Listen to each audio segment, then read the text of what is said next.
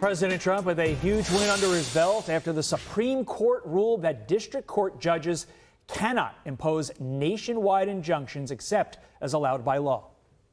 This is one of the biggest decisions where you would have a local federal judge who was radical left determining the policy for the whole nation, and now they can't do that anymore. This was a massive decision.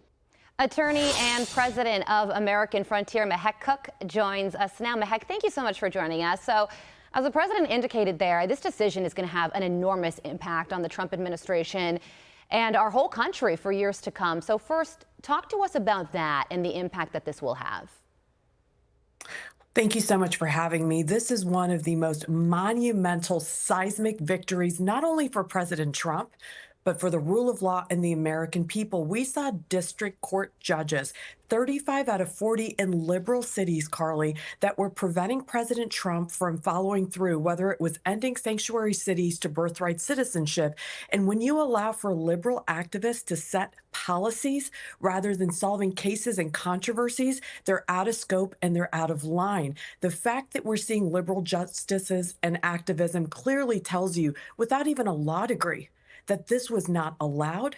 Common sense tells you that the president, based on his Article 2 powers, is the commander-in-chief and sets policies. Over 77 million Americans voted for President Trump to end sanctuary cities, to allow for a safe and secure community, stopping illegal immigration. And then you have judicial activism. So this was a seismic victory so that President Trump can deliver for the American people. It's the will of the American people today that's being tested by judicial activism. I still believe that there are going to be many of these courts in these small towns, liberal cities, that are going to continue to prevent President Trump from securing America and the American people, but at least they can't stop him nationwide. It's a slam dunk for the rule of law. Quickly, you do need a law degree to bring a class action suit, and that's basically what this has all come down to. Plaintiffs are going to need to amend all of their complaints and make them class action. How tough will it be for them to do that? Because, Mehek, I worked on these cases on the other side to try to fight class certification,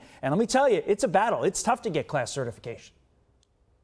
Todd, it really is. There's so many rules and procedures that you have to go through. And I think that the left is extremely motivated, but the rule of law is going to be on our side. What I'm worried about, though, is as these cases do come, if classes do get certified, we need a straight line to the Supreme Court and to expedite these cases, because we cannot stand by and allow the will of judicial activism to circumvent what the American people voted for.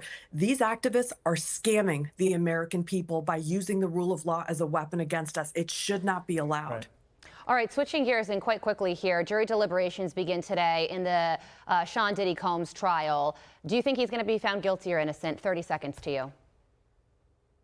I think this is going to be a very tough RICO case, and they're going to come down with innocence, not because I don't believe that the crime wasn't heinous, but this was not a RICO racketeering mafia case that the prosecution was able to prove. And the fact that they didn't allow for the chief of staff of Diddy to testify, she was integral in this case, tells me that the prosecution was unraveling, Carly. Unfortunately, I think this is going to be a win for Diddy and a slap in the face for a lot of women who were objectified. I've talked to people who've been in that courtroom, and they agree.